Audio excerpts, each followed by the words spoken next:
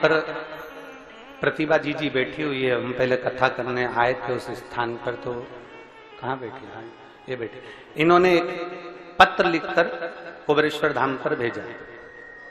उस पत्र में इन्होंने लिखा कि गुरुजी, आपने राधा जी के विषय में जो वर्णन किया उसके लिए लोग आपको अपशब्द कह रहे हैं, आप कुछ नहीं कहेंगे?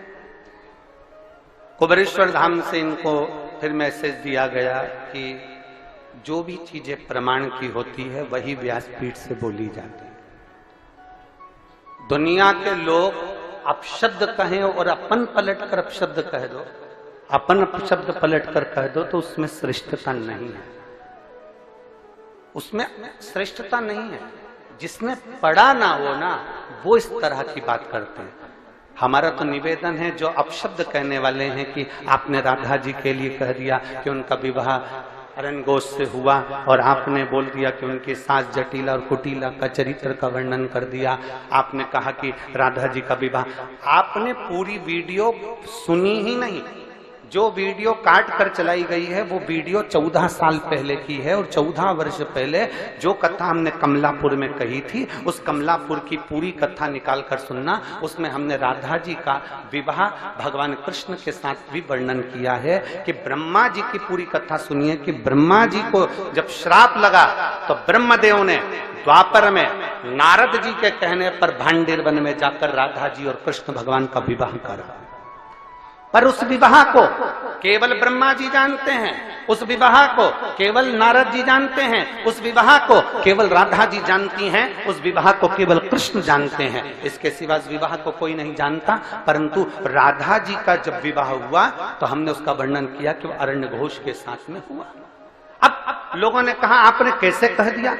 तो हम कहें कभी पढ़िए, और अगर पढ़ नहीं सकते तो ब्रज 84 कोस की यात्रा करने जाइए, और ब्रज 84 कोस की यात्रा करने जाओ तो ब्रज 84 कोस में कोकिला वन में जाइए, और कोकिला वन में कोसी के पास में मथुरा क्षेत्र, कोसी क्षेत्र के मध्य में जावा गांव जाइए, और जाव गांव जाइए, उस जाव गांव में जाकर देखिए, उस गांव में अनय घोष, जटिला, कुटिला, कृष्ण और राधा जी का मंदिर बना हुआ है, जो आज भी ब्रज 84 कोस में विराजमान है, जो आज भी ब्रज 84 कोस में।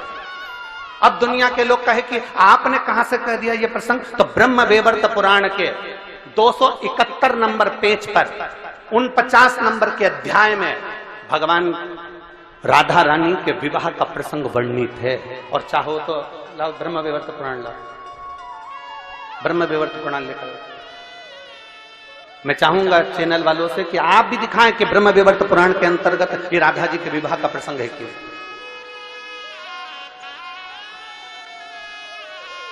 गीता प्रेस गोरखपुर की ब्रह्म वैवर्त पुराण, पृष्ठ संख्या 271।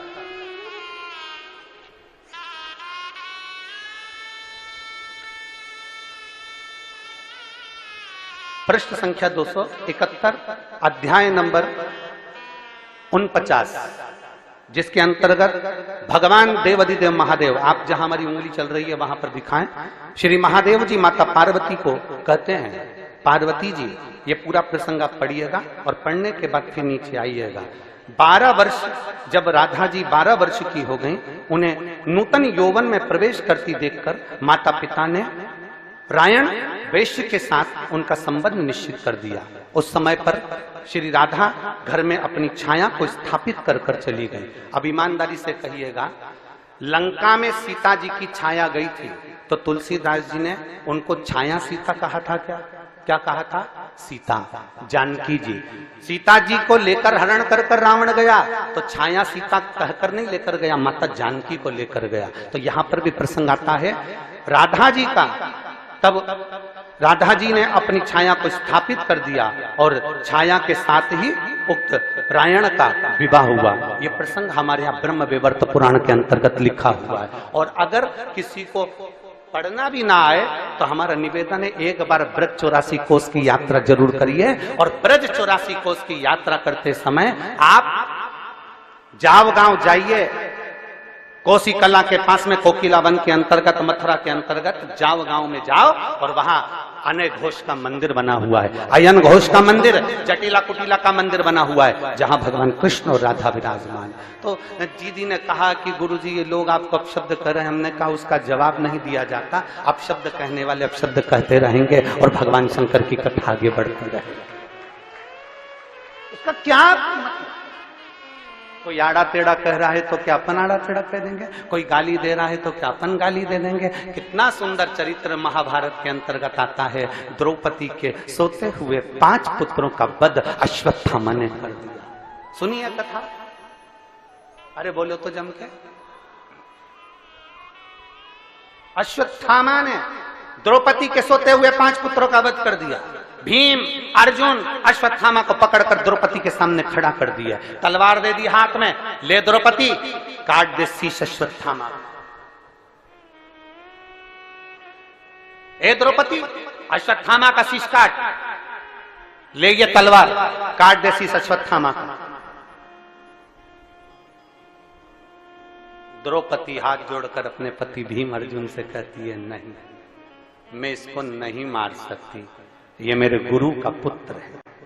गुरु का पुत्र? हाँ, तो इसने तेरे बेटे को मारा तो तू इसको क्यों नहीं मार सकती? द्रौपदी कहती है, अगर कोई कुत्ता हमें काटेगा तो क्या हम कुत्ते को काट खाएंगे?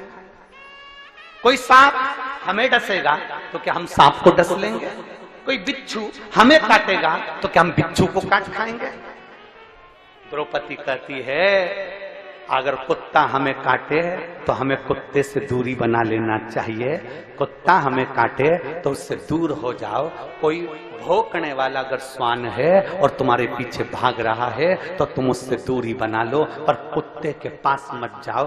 क्यों जा रहे हो? तुम्हें मालूम है ना कि वो श्वान है, तुम्हें मालूम है। श्वान काटे तो श्वान से दूरी बना, श्वान काटे तो हम श्वान को नहीं काटते। कोई अपशब्द बोल रहा है तो हम अपशब्द नहीं कर सकते, कोई आड़ा टेढ़ा बोल रहा है तो हम आड़ा टेढ़ा नहीं कर सकते, कोई अपशब्दों की गर्जना कर रहा है तो हम अपशब्द नहीं कर सकते। क्यों नहीं कर सकते? क्योंकि उसको ज्ञान का अभिमान है, उसको अहंकार आ गया, अभिमत्ता आ गई, अपने भीतर उसको ज्ञान का अर्जन हो गया, इसलिए वो अपशब्द कह रहा है। पर जो विद्वान ब्राह्मण होते हैं, ब्रज में रहने वाला एक एक विद्वान ब्राह्मण, ब्रज का निवासी जो विद्वान ब्राह्मण होते हैं, वो एक एक पुराण का अध्ययन करे हुए होते हैं, इसलिए उनको मालूम है कि ये प्रसंग कहां से लिया गया होगा, ये प्रसंग कहां से बोला गया होगा। जिसने ब्रज 84 कोस की यात्रा करी होगी उसको मालूम है कि हमने ब्रज 84 कोस में कोकिला वन में जब प्रवेश किया था तब हमने अरण्य घोष का मंदिर देखा है, हम वहां पहुंचे हैं, आज भी वो स्थापित है, आज भी वहां जटिला कुटिला विराजमान, आज भी वहां। संशय बहुत लोगों का क्या है। और फिर निवेदन करेंगे, दुनिया, हमने पहले भी कहा सबसे ज्यादा गाली 2 लोगों को पड़ रही है। हमने पहले भी कहा, एक प्रधानमंत्री जी जो बेटे हैं मोदी जी, दुनिया में सबसे ज्यादा गाली उनको पड़ती है, और दूसरी गाली में प्रदीप मिश्रा आते हैं।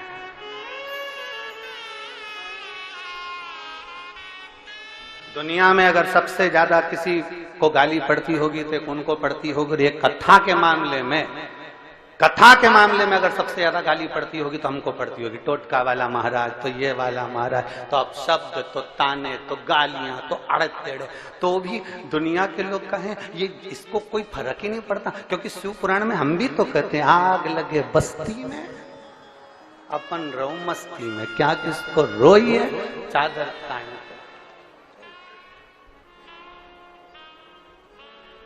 प्रतिभा जी धन्यवाद आपको, आपके चक्कर में दुनिया के लोगों को ब्रह्म विवर्त पुराण का दर्शन हो गया, और उसके लिए साधु शिव तत्व की प्राप्ति।